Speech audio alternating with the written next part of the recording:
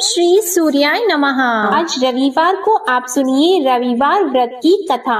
प्राचीन काल में एक राजा था और एक रानी थी। उनके पास सिपाही, घोड़े, दासियां, दास, धन दौलत सब कुछ था, सिर्फ उनकी संतान नहीं थी। इसी कारण वे दोनों राजा रानी बहुत दुखी रहते थे। संतान प्राप्ति के लिए उन्होंने हर तरह के दान, धर्म, धार्मिक अनुष्ठान, जप, मंत्र, पूजा पाठ आदि सब किया, लेकिन इससे उनका कोई फायदा नहीं हुआ। जब राजा और रानी वृद्ध होने लगे तो दोनों को बहुत ही चिंता हो गई। वे दोनों सोच में पड़ गए कि अब हमारे इतने बड़े राज्य का क्या होगा, कौन बनेगा इस राज्य का वारिस, कौन लेगा प्रजा की जिम्मेदारी। राजा और रानी दिन रात इसी चिंता में घुटने लगे। उन्हें खाने और पीने की भी सुध नहीं रहती थी। तो एक सुबह राजा के दरबार में एक साधु आता है तो दासी रानी को इत्तला करती है। तब वह दासी से कहती है, ये मेरा अंतिम दान धर्म है, इसके बाद मैं अपने हाथों से कोई दान धर्म नहीं करूंगी। रानी चावल भरा छाछ हाथ में लेकर बाहर आती है और साधु की झोली में भिक्षा डालने आगे बढ़ती है तो उसके चेहरे पर छाई उद्विग्नता साधु की दृष्टि में आती है। वह उससे पूछता है कि रानी साहिबा, आपको क्या हुआ है, आपको क्यों इतनी उदासी हो गई है। तब रानी साधु को सारी हकीकत बताती है और सिसकने लगती है। उस पर वह साधु कुछ पल गंभीर हो जाता है और कहता है कि चिंता मत करो रानी साहिबा, आपकी संतान की इच्छा पूरी हो जाएगी। आपकी कोख से एक पुत्र का जन्म होगा, मात्र वह 14 साल तक ही आप लोगों को मिलेगा। इसके आगे वह जीवित नहीं रह पाएगा। इससे बढ़कर आपको कुछ देना मेरे लिए संभव नहीं है। अपनी बात पूरी करते उसने अपनी झोली में हाथ डाला। झोली में हाथ डालकर थोड़ी सी भभूत निकालकर उसने रानी को दी और कहा, आप और महाराज दोनों इसे बांटकर ग्रहण कर लेना, तुम्हें जल्द ही पुत्र की प्राप्ति होगी। और वह साधु अपनी राह को चला गया। उसके जाने के बाद रानी सोचने लगी कि 14 साल तो 14 साल ही सही, उतने समय के लिए हमें पुत्र तो मिलेगा, यही काफी है। उतने साल तक मैं उसे जी जान से बड़ा करूंगी, उसे ढेर सारा प्यार और दुलार करूंगी, अपनी संतान की मुराद पूरी करूंगी। उस रात अपना सारा राज गाज खत्म करके राजा जब रानी के महल में गए तो रानी ने राजा को सारी बात बता दी और साधु की दी हुई भभूत राजा को दिखाकर बोली कि साधु महाराज ने ये भभूत हम दोनों को ग्रहण करने के लिए दी है। राजा बोले, इतना दान और धर्म किया, जप और तप किया, उसका कोई फल नहीं मिला। अब इस भभूत से हमें क्या संतान प्राप्त होगी। उस पर रानी बोली, जब इतना सब कुछ कर लिया तो अब ये भी सही, क्यों हम उस साधु के क्रोध को बुलावा दें। राजा को अब किसी बात पर विश्वास नहीं था, पर रानी को दुख ना पहुँचे इसलिए वह राजी हो गया। और राजा रानी दोनों नहाते धोते हैं, फिर अपने भगवान का नाम का स्मरण करते हैं, अपने पुरखों को स्मरण करते हैं और उस साधु महाराज का नाम स्मरण करके वह भभूत बांटकर दोनों खाते हैं। उसके बाद दोनों निश्चित होकर सो जाते हैं। तो कुछ दिन गुजर जाते हैं और साधु द्वारा कहे अनुसार रानी गर्भवती हो जाती है। उस पर राजा और रानी दोनों की खुशी गगन में नहीं समाती। राजा रानी से बोलते हैं, महारानी सचमुच साधु महाराज की कृपा हो गई। तो 9 महीने बाद रानी ने एक सुंदर पुत्र को जन्म दिया। राजा ने बड़ी धूमधाम से पुत्र का नामकरण किया। सारे राज्य में 8 दिन तक अनशन तर्पण रखा, उत्सव मनाया गया। आप पुत्र की कुंडली देखने के लिए राज्य के सबसे विद्वान पंडित जी को बुलाया गया। जो कुंडली देखकर पंडित जी बड़े चिंतित हो गए, कहने लगे, महाराज हमारा राजपुत्र सिर्फ 14 साल तक हमारे पास रहेगा। राजा को इस बात की भनक तो थी ही, रानी को भी साधु महाराज की बात याद थी। दोनों चुप रह जाते हैं। उसके बाद राजा और रानी बड़े प्यार से बेटे की परवरिश करते हैं, उसकी हर ख्वाहिश पूरी करते हैं और थोड़े समय के लिए ही सही भगवान ने संतान की अपनी मुराद पूरी कर ली। इससे वे समाधान मानते हैं। राजपुत्र दिन प्रतिदिन बड़ा होता है। जब वह 7 साल का हो जाता है तो राजा एक अच्छे गुरु की नियुक्ति करके उसे पढ़ाई लिखाई, घुड़सवारी आदि 12 विद्याओं का शिक्षण देते हैं। जब वह सब शास्त्र विद्या में पारंगत हो जाता है और 12 साल की उम्र का हो जाता है, तब एक अच्छी सी राजकन्या खोजकर उसकी शादी करा देते हैं। तो 2 और साल बीत जाते हैं। बेटा 14 साल का हो जाता है। एक दिन राजपुत्र राजा से बोलता है, पिताजी, मैं अपना सारा राज्य घूमकर देखना चाहता हूँ। आज तक मैंने सिर्फ इस रजवाड़े के अतिरिक्त कुछ देखा नहीं है। बेटे की बात सुनकर राजा चिंतित हो जाते हैं, क्योंकि पुत्र को 14वां साल शुरू हुआ ही था। अब कोई अनहोनी होने का वक्त नजदीक आ पहुंचा था, लेकिन राजा यह सब बातें पुत्र को बता नहीं सकता था। राजा अपने चेहरे पर खुशी लाकर बेटे से कहता है कि हाँ, जरूर जाओ बेटा, तुम्हें अपना सारा राज्य घूमकर देखना चाहिए। कहाँ क्या है ये सब जानना चाहिए। कल मेरे बाद तुम ही को तो राजा बनना है। मात्र एक बात का ध्यान रखें, तुम जहाँ जा रहे हो, क्या कर रहे हो, ये बात अपनी पत्नी को नहीं बताना। पुत्र कहता है, ठीक है पिताजी, आपने जो कहा है मैं वैसा ही करूँगा। राजपुत्र दिन भर अपनी पत्नी के साथ रहता है, खुशियाँ मनाता है और रात को 12 बजे वह उठकर बाहर चला जाता है। फिर सुबह होने से पहले वापस अपने महल में आकर सो जाता है। ऐसा बहुत दिनों तक चलता रहा और पुत्र का 14वां साल खत्म होने में कुछ ही दिन बाकी रहे थे। इतने में उसकी पत्नी यानी छोटी रानी रात में जाग जाती है। वह देखती है कि बिस्तर पर राजपुत्र नहीं है। वह महल में सब जगह देखती है तो राजपुत्र कहीं भी नजर नहीं आते। तो वह क्या करती, किससे कहती? वह चुपचाप रहती है। फिर वह सुबह होने पर देखती है कि उसका पति अपनी जगह सोया हुआ है। वह पति से कुछ नहीं पूछती है, लेकिन दूसरी रात भी जब वैसा ही होता है, तीसरी और चौथी रात और कुछ दिनों तक ऐसा ही चलता रहता है, तब रानी बहुत ही चिंतित हो जाती है। उसके मन में ढेर सारे सवाल उठते हैं, लेकिन उसे पूछने में डर लगता है। शायद पति गुस्सा कर बैठे। सास ससुर से पूछने के बारे में सोचा तो उसकी कुल मर्यादा बीच में आ जाती थी। तो इस तरह वह मन ही मन घुटती रहती थी। इस हालत में उसे खाने पीने में दिलचस्पी नहीं होती थी। वह दुबली पतली हो जाती है। तो उस राज्य में फूल बेचने वाली एक बूढ़ी मालिन थी। वह हमेशा छोटी रानी को फूल देने उसके महल में आती थी। उस बुढ़िया का ध्यान छोटी रानी पर पड़ जाता है। वह उससे पूछती है, बेटी, तुम्हें किस बात का दुख है? तुम इस तरह सूख कर कांटा क्यों बनी हो? उस पर रानी कहती है, क्या बताऊं तुम्हें अम्मा, तुम्हारा राजपुत्र हर रात्रि को बाहर चला जाता है और सुबह वापस लौट कर आ जाता है। वह कहाँ जाता है, क्या करता है, यह सोच सोच कर मैं अन्न जल ग्रहण नहीं कर पाती हूँ और सूख सूख कर इस तरह कांटा बन रही हूँ। बुढ़िया सब बात सुनकर उसे एक उपाय बताती है कि बेटा ऐसा करना, आज रात को तुम सोना मत, उसके पीछे जाकर देखना कि वह कहाँ जाता है, क्या करता है और उसकी अच्छी तरह से पहरेदारी करना। तो छोटी रानी बोली कि अगर मुझे नींद आ गई तो बुढ़िया बोली कि तुम्हें नींद न आए इसलिए एक काम करना, अपने बाएं हाथ की उंगली में एक जख्म कर देना, उस पर थोड़ी सी मिर्ची छिड़कना, उससे तुम्हें बड़ी जलन होगी और उस पीड़ा से तुम्हें रात भर नींद नहीं आएगी। रानी बुढ़िया के कहे अनुसार वही करती है। उंगली की जलन से उसे बड़ी देर तक नींद नहीं आती, लेकिन बाद में वो सो जाती है। दूसरे दिन सुबह बुढ़िया फूल लेकर उसके महल में पहुँचती है और पूछती है, क्या हुआ बेटी, क्या तुम देख पाई कि पति कहाँ जाता है? रानी कहती है, नहीं अम्मा, पहले कुछ समय जलन के कारण मुझे नींद नहीं आई, पर कुछ देर के पश्चात मैं सो गई। बुढ़िया कहती है, कोई बात नहीं, आज तुम उंगली पर पहले से थोड़ा बड़ा जख्म करना और ज्यादा मिर्च लगाना। तो रानी ने वैसा ही किया, परंतु वह सिर्फ पति को बाहर निकलते हुए देख पाती है, उसके पीछे नहीं जा सकती क्योंकि उसे फिर से नींद आ जाती है। दूसरे दिन सुबह बुढ़िया आती है तो उसके पूछने से पहले ही रानी रोककर कहती है, अम्मा, मैं आज भी उसकी पहरेदारी ठीक तरह से नहीं कर पाई। बुढ़िया कहती है, रोना नहीं बेटी, सब कुछ ठीक हो जाएगा।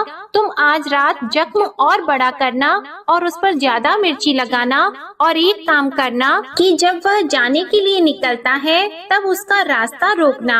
बुढ़िया ने जैसा बताया रानी ने वैसा ही किया।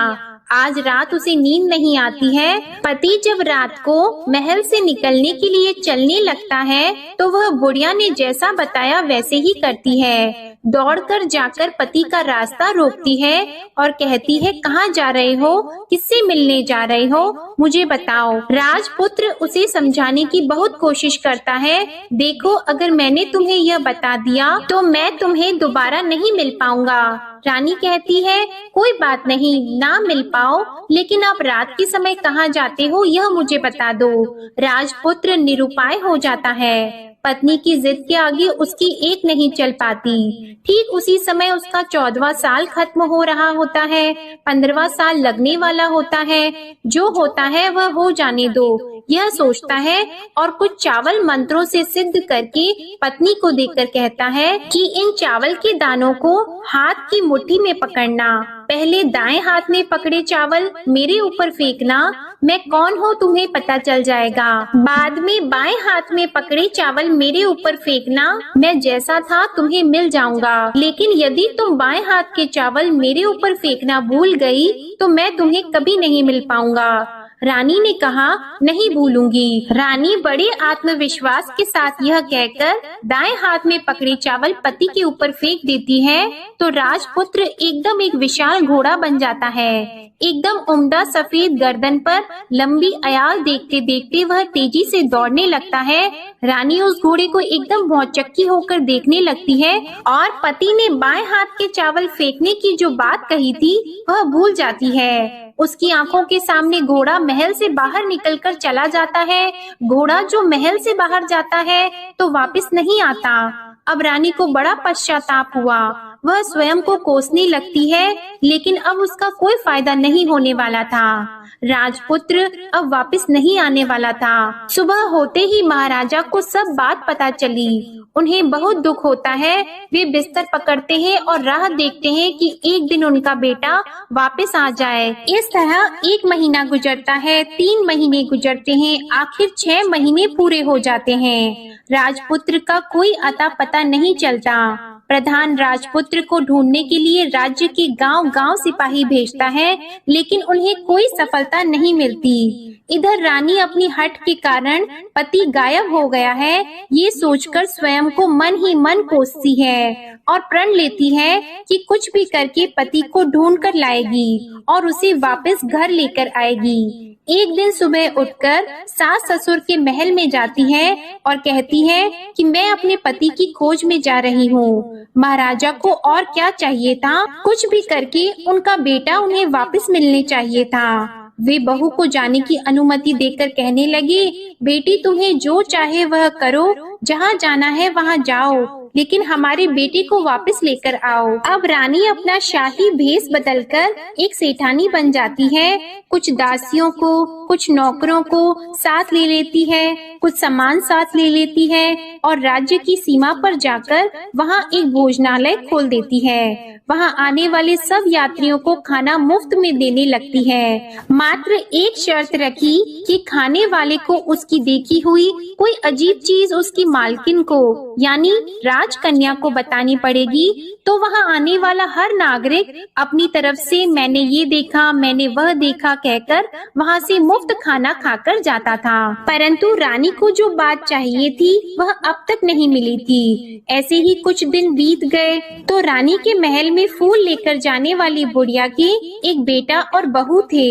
उनका एक छोटा बेटा था, यानी बुढ़िया का एक पोता था। तो बेटा और बहू सुबह काम के लिए निकलते थे, तो पोते को संभालने की जिम्मेदारी बुढ़िया पर रहती थी। दिन भर पोते को संभालती थी। एक दिन बुढ़िया को पान खाने की आदत थी, तो पान लगाने के लिए चूना चाहिए था।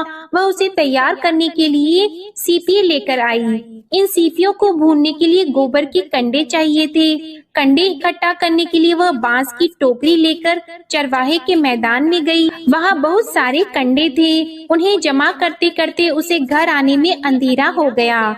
इस ओर शाम होते ही काम से वापस आकर बेटा और बहू घर पहुँचे, तो देखा कि बच्चा घर पर अकेला है और रो रहा है। वे दोनों गुस्से से लाल पीले हो गए। इतने में बुढ़िया घर आ पहुँची। बेटे ने पूछा, पोती को घर अकेला छोड़कर कहाँ गई थी? बुढ़िया बताने लगी कि मैं गोबर के कंडे इकट्ठा करने गई थी। इस पर बेटा बोला, दोबारा बच्चे को अकेला घर पर छोड़कर यदि कहीं गई तो मैं तुम्हें बहुत पीटूंगा। बुढ़िया कहने लगी, नहीं बेटा, फिर कभी ऐसा नहीं करूंगी। लेकिन दूसरे ही दिन बुढ़िया वह बात भूल गई और फिर चरवाहे के मैदान पर कंडे इकट्ठा करने चली गई। शाम को जब बेटा और बहू काम से वापस लौटे, तो देखा कि बच्चा घर पर अकेला है और रो रहा है। अब उसके बेटे की सहन शक्ति खत्म होने लगी और बुढ़िया के वापस आने पर उसे घर से निकाल दिया। बुढ़िया रात भर घर के बाहर अंधेरे में बैठी रही और सुबह होते ही हाथ में टोकरी लेकर कंडे इकट्ठा करने के लिए निकल गई। उस दिन उस पर कंडे इकट्ठा करने का मानो पागलपन सवार हो गया था। कंडे इकट्ठा करते करते जब अंधेरा हो गया, उसे मालूम ही नहीं चला। उसे जब ध्यान आया तो गांव का रास्ता भी ठीक तरह से दिखाई नहीं दे रहा था। वह अंधेरे में आंखें फाड़कर देखती देखती किसी तरह आगे निकल पड़ी। तो एक कपिला गाय छन छन की आवाज करते गली की घंटी बजाते ठुमक कर उस मैदान पर आ गई। उसे देखकर बुढ़िया सोचने लगी कि इस गाय के पीछे पीछे जाऊंगी तो गांव तक पहुंच जाऊंगी। तब बुढ़िया उसके पीछे पीछे जाने लगी। वह गाय उस मैदान से लेकर एक एक करके 6 मैदान पार करती है। आखिर में वह 7वें मैदान तक पहुंचती है। तो क्या होता है कि उस मैदान पर एक बड़ा सा पत्थर है। गाय जाकर उस पत्थर को अपना सींग मारती है। जब गाय ने सींग मारा तो वह पत्थर दूर हट गया और पाताल में नीचे जाने की सीढ़ियां दिखाई देने लगी। तब वह गाय उन सीढ़ियों से नीचे जाने लगी। बुढ़िया वह सब देख रही थी और झट से जाके गाय की पूंछ को पकड़ लिया। वह गाय के साथ नीचे पाताल में पहुंच गई और तुरंत ही गाय की पूंछ छोड़ दी और इधर उधर देखने लगी। उसने देखा कि वहाँ दीप और दिए जलते हैं और तेज रोशनी गाय के ऊपर पड़ती है और वहाँ अद्भुत घटनाएं घटने लगती है। गाय के नीचे जाते ही उसके गले में अपने आप सांकल पड़ गई और छमछम करके कोई दूध आड़ी में गाय का दूध दूहने लगा। लेकिन जो भी कोई वह कर रहा है वह मात्र दिखाई नहीं दे रहा है। बुढ़िया बहुत घबरा गई, कहाँ आकर फंस गई यह सोचने लगी और यहाँ वहाँ छिपने के लिए जगह ढूंढने लगी। लेकिन उसे कहीं भी जगह नहीं मिली। हर जगह उजाला ही उजाला था। तो वह एक कोने में खड़ी हो गई और जो कुछ सामने हो रहा था उसे चुपचाप देखने लगी। उसने देखा कि वहाँ एक उम्दा सफेद घोड़ा और 2 कुंड थे। उसमें से एक कुंड में उस घोड़े ने छलांग लगाई और ऊपर आ गया और उस घोड़े को अब राजपुत्र का रूप प्राप्त हो गया। उसने दूसरे कुंड के पानी में स्नान किया, वहाँ रखे नए कपड़े पहने और नजदीक ही एक सुंदर पलंग था, उस पर आकर वह बैठ गया। उसके सामने अपने आप 5 पकवानों की थाली आ गई।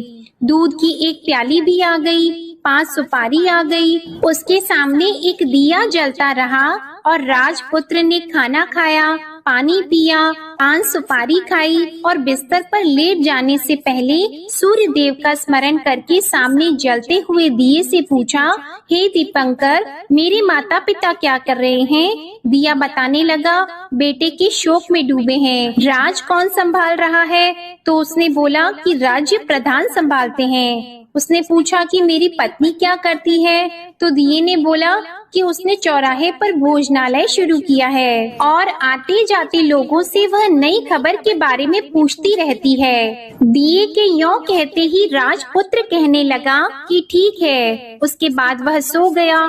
बुढ़िया कोने में खड़ी हुई सब देख रही थी। ऐसी अद्भुत घटना उसने जिंदगी में पहली बार देखी थी। उसे अंदर ही अंदर चुलबुलाहट होने लगी। वह अपनी भूख प्यास भूल गई और आगे क्या होता है कि उसे उत्सुकता से देखने लगती है। लेकिन उसके बाद और कुछ घटनाएं नहीं घटती। रात गुजर गई और सुबह हो गई। पलंग पर सोया हुआ राजपुत्र उठा और फिर से पहले वाले कुंड में छलांग लगाई। तो अब वह फिर से घोड़ा बनकर कुंड से बाहर आ गया। वह तेजी से उच्च पाताल नगरी से बाहर निकल गया, लेकिन वह कहाँ गया बुढ़िया को कुछ पता नहीं चला। उसके बाद पिछली रात की तरह कोई उस गाय को छमछम करके दूध दोहने लगा। जैसे ही दूध दोहना खत्म हुआ, उसके गले की सांकल अपने आप खुल गई और वह गाय तेजी से ऊपर जाने लगी, सीढ़ियों की ओर भागने लगी। गाय को दौड़ता देखकर बुढ़िया सोचने लगी कि अब गाय के साथ यहाँ से ऊपर जाना ही समझदारी होगी, नहीं तो कोई मुसीबत आकर उसके ऊपर टपक जाएगी। झट से उसने गाय की पूंछ पकड़ ली और गाय के साथ ऊपर आ गई। गाय जब मैदान में पहुंची तो उस सुरंग का रास्ता अपने आप बंद हो गया और उसके मुंह पर एक बड़ा सा पत्थर पहले की तरह खड़ा हो गया। ऊपर आकर वह गाय जंगल की ओर निकल गई। इधर बुढ़िया एकदम बावली सी हो गई।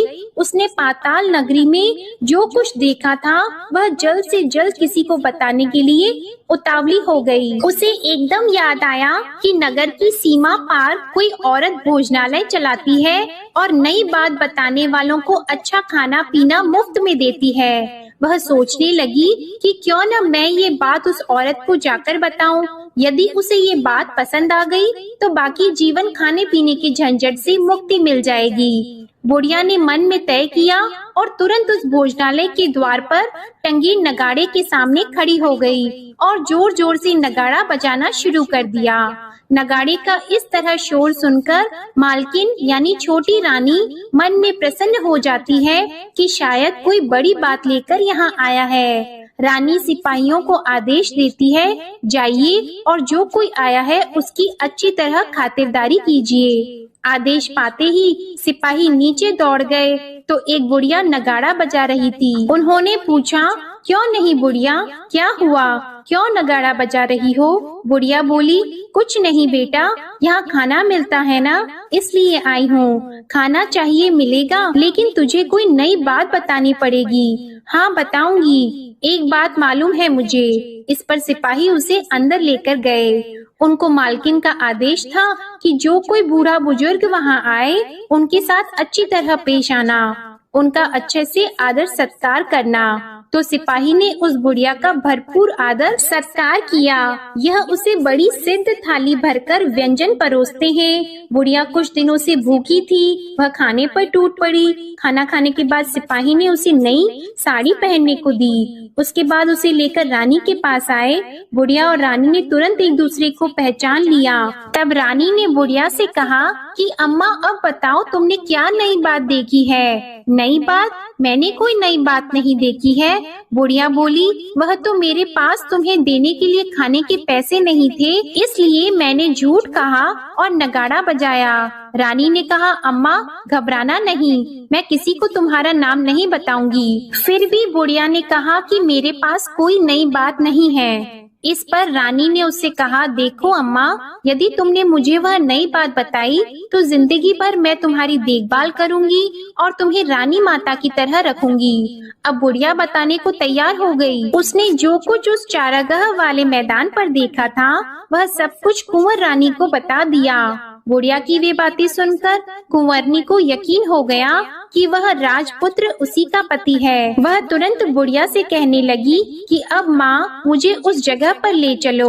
तब बुढ़िया बोली, नहीं बेटी, वह पाताल राज्य है, सांप है। यदि किसी ने तुम्हें देख लिया तो तुम्हारी जान खतरे में पड़ सकती है। लेकिन रानी उसकी एक भी नहीं सुनती, उसे उस जगह ले जाने के लिए हठ करने लगी। आखिर में बुढ़िया ने उसका कहना मान लिया और कहने लगी, ठीक है, मैं तुम्हें वहाँ ले जा सकती हूँ, पर आज नहीं, कल वहाँ जाना है तो शाम को ही जाना होगा। तो दूसरे दिन दोपहर को रानी बुढ़िया के साथ उस मैदान पर गई और एक जगह छुपकर गाय के आने की राह देखने लगी। दिन ढलते ही अंधेरा गिरने लगा और गाय हमेशा की तरह वहां आ गई। मैदान के उस कोने में जाकर उसने पत्थर पर सींग मारा तो छत से पत्थर हटकर वहां सुरंग में जाने का रास्ता खुल गया। गाय उस रास्ते से नीचे उतरने लगी तो बुढ़िया रानी से कहने लगी, जल्दी आगे बढ़ो, हम गाय की पूंछ पकड़कर नीचे उतरेंगे। तो दोनों गाय की पूंछ पकड़कर नीचे उतर गईं। बुढ़िया पहले जिस कोने में छिपी थी उस कोने में छिप गई।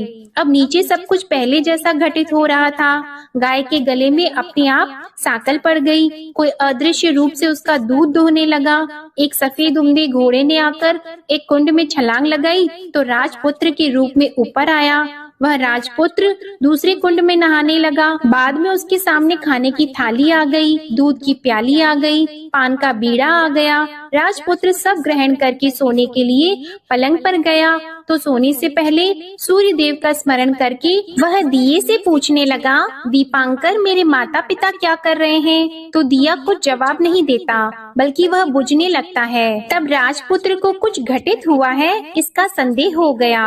वह उदास हो गया और जो कुछ हुआ है वह हो जाने दो ऐसा सोचकर फिर से बिस्तर पर लेट गया। अब रानी का संयम छूट गया।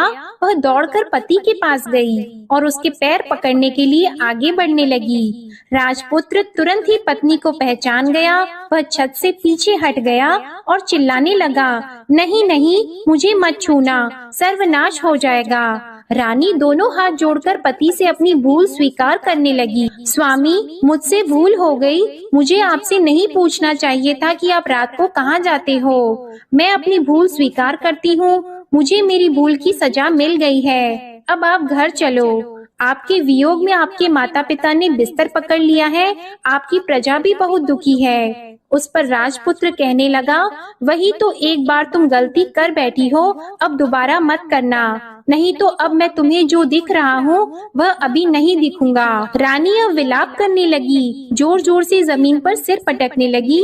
राजपुत्र के मन में उसके प्रति दया उत्पन्न हो गई। वह उससे कहने लगा, यदि तुम मुझे पाना चाहती हो तो तुम्हें एक काम करना होगा। काम कठिन है लेकिन वह तुम्हें अकेले ही करना होगा। रानी ने कहा, कहो स्वामी, कितना भी कठिन काम हो मैं वह पूर्ण करूंगी। रानी कहने लगी। इस पर राजपुत्र ने उसे बताया, इस पाताल से ऊपर जाते ही तुम्हें एक घना जंगल नजर आएगा।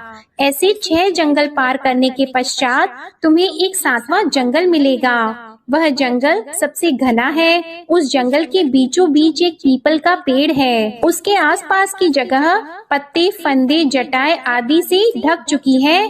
वहाँ बाघ, शेर, सांप और भालू बैठते हैं। तुम्हें उन सबको भगाकर वह जगह साफ करनी है। उसको गोबर से लिपाई करके पवित्र बनाना है, रंगोली से सजाना है। उसके बाद वहाँ धूप, कपूर, अगरबत्ती जलानी है। फूल और कुमकुम से पेड़ की पूजा करनी है। दूध और दही से बने चावल का भोग चढ़ाना है।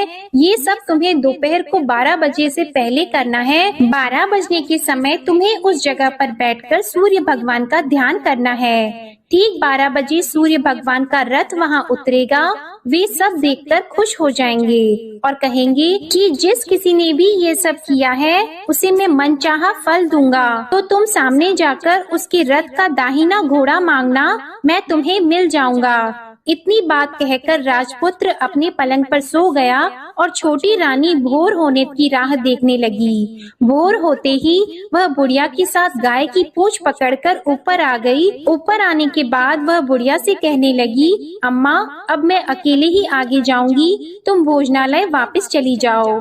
वह जंगल में जाकर राजपुत्र की बताई जगह ढूंढने लगी और स्वयं आरी से वह जगह साफ कर दी। बाद में राजपुत्र ने जैसे बताया वैसे ही लिपाई पोताई करके वापस आ गई। दूसरे दिन सुबह होने से पहले उठी और जंगल में उस जगह पहुंची। वहां जाकर इत्र और गुलाब का पानी छिड़ककर उस जगह सुगंधित धूप अगरबत्ती जलाकर उसे पवित्र किया और पूजा की सब सामग्री वहां तैयार कर सूर्य भगवान का ध्यान करके बैठ गई। जैसे कि पति ने बताया था कि दोपहर को ठीक 12 बजे सूर्य भगवान का रथ उस पीपल के पेड़ पर आकर रुका है। सूर्य भगवान ने जब रथ से नीचे देखा तो सुगंधित वातावरण देखकर वे बहुत प्रसन्न हो गए। फिर वे बोले, जिस किसी ने यह काम किया है वह यहाँ आकर आज मुझसे कुछ भी मांगे मैं उसे दे दूंगा। रानी ने जब ये शब्द सुने तो बिना समय गंवाए दौड़कर उनके सामने आ गई और उनको साष्टांग नमस्कार करके बोली, भगवान वह मैं ही हूँ, मैंने ही यह जगह साफ की है। अच्छा, तो तुम्हें जो चाहिए वह मांगो।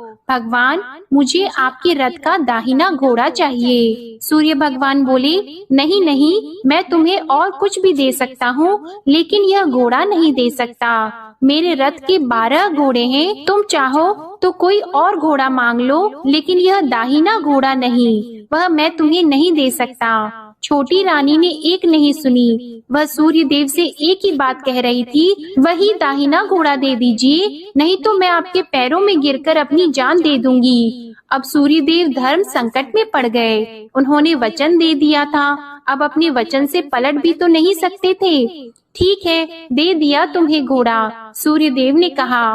फिर एक बात और भी कही, देखो मैंने तुम्हें घोड़ा तो दे दिया है, लेकिन वह तुम्हें यहाँ नहीं मिलेगा, तुम्हें उसे पाताल में जाकर लाना होगा। रानी बोली, पाताल में ही क्यों भगवान, मैं उन्हें पाने के लिए कहीं भी जा सकती हूँ। रानी को वचन देकर सूर्य देव अपने मार्ग को चले गए और इधर रानी जंगल से अपने भोजनालय में आ गई। फिर वह बुढ़िया को लेकर उस मैदान पर आ गई और जल्दी ही शाम हो गई। शाम होते ही वहाँ वह गाय आ गई और उसने सींग मारकर सुरंग का पत्थर हटाया और नीचे उतरने लगी। रानी और बुढ़िया जल्दी जल्दी उसकी पूंछ पकड़कर नीचे उतर गईं। नीचे पाताल में सब घटनाएं पहले की तरह ही घटने लगी। घोड़े का एक कुंड में नहाकर राजपुत्र बन जाना, नहा धोकर पलंग पर जाकर बैठना, तो उसे खाने की थाली, दूध की प्याली आना, पान का बीड़ा आना। लेकिन आज एक नई बात घटी। आज 2-2 थाली, 2-2 दूध की प्याली और 2-2 पान के बीड़े उसके सामने आए। वह कुछ नहीं बोला। अपने हिस्से की थाली खाकर, दूध पीकर और पान का बीड़ा चबाकर वह सोने चला गया और हमेशा की तरह दिए से पूछने लगा, दिए दिए दीपंकर, मेरे माता पिता क्या करते हैं? दिए ने बताया, वे दोनों तुम्हारे शोक में मरने की स्थिति में पहुंच गए हैं। ऐसा? झट से उसकी आंखों में आंसू टपकने लगे।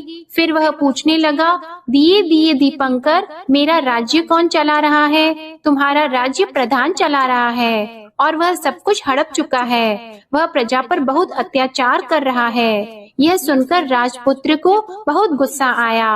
वह गुस्से से अपनी मुट्ठी भींचने लगा। अब वह पूछने लगा, दिए दिए दीपंकर, मेरी पत्नी क्या कर रही है? अब दिया कुछ नहीं बोला और चुप रहा। अब रानी का संयम जवाब दे गया। वह दौड़कर पति के गले लग गई। अब मैं तुम्हें मिल गया। राजपुत्र कहने लगा, सच कहते हो? अब आप फिर से घोड़ा तो नहीं बनोगे ना? नहीं, दोबारा घोड़ा नहीं बनूंगा। तुमने जो इतने सारे कष्ट उठाए हैं मुझे पाने के लिए, इसलिए सूर्य देव ने मुझे सदा के लिए घोड़े के जन्म से मुक्त कर दिया है। राजपुत्र ने बड़े प्यार से कहा और उसे गले लगाया। उसके आंसू पोंछे और कुछ देर के पश्चात सुबह हो गई तो गाय की श्रृंखला टूटकर वह ऊपर भूलोक जाने लगी। रानी, राजपुत्र और बुढ़िया उसकी पूंछ पकड़कर ऊपर आ गए। ऊपर आने पर वे सीधे भोजनालय में पहुँचे। वहाँ का सब सामान लोगों में बांट दिया और उसको ताला लगाकर अपने राज्य में लौट आए। राजपुत्र वापस आता है और उसके तेवर देखकर प्रधान घबरा जाता है। राजपुत्र ने उसे बंदी बनाकर कैद खाने में डाल दिया और राज्य की बागडोर अपने हाथ में ले ली। उसके बाद वह अपने माता पिता को मिलने उनके महल में गया। तब राजपुत्र क्या देखता है कि उसके माता पिता उसके शोक में अस्थि पंजर बने हुए हैं। पुत्र को वापस आया देखकर मरणासन राजा रानी की आंखों से टप टप आंसू बहने लगे। इन दोनों ने पुत्र को गले लगा लिया, उसे प्यार से सहलाया और इतना होने के बाद उनकी सेहत में एकदम सुधार आने लगा। वे अब बिस्तर से उठकर बैठ गए हैं, पुत्र को आशीर्वाद देने लगे हैं। राजपुत्र के आने की खबर तुरंत ही राज्य में फैल गई। प्रजा खुशी से फूली नहीं समाई। प्रजाजन राजमहल के सामने इकट्ठा हो गए। राजपुत्र ने भी उन्हें दर्शन दिए और आज से उन्हें कोई दुख नहीं पहुंचाएगा, ऐसा वचन भी दिया। अब राजा अपने पुत्र का राज्याभिषेक करके उसे सिंहासन पर बिठाता है और बहू को महारानी का दर्जा देता है और स्वयं अपनी पत्नी के साथ ईश्वर स्मरण करते खुशी से दिन बिताता है। महाराजा बना राजपुत्र अच्छी तरह से राज्य चलाने लगा और अपनी पत्नी के साथ सुख शांति से जीवन बिताने लगा। उस बुढ़िया को रानी ने अपने ही पास रख लिया और उसकी अच्छी तरह से देखभाल करने लगी। बुढ़िया और उसके बुढ़ापे के दिन खुशी से गुजरने लगे। प्रेम से बोलिए सूर्य नारायण भगवान की जय। आपको आज की कथा पसंद आए तो वीडियो को लाइक करना मत भूलिएगा, शेयर कीजिएगा, कमेंट में भगवान श्री सूर्य नारायण की जय लिखिएगा और चैनल को भी सब्सक्राइब करिएगा। इसी के साथ आज आप हमारे चैनल पर माघ मास महात्म्य की कथा भी जरूर सुनिएगा। प्रेम से बोलिए भगवान श्री सूर्य नारायण की जय।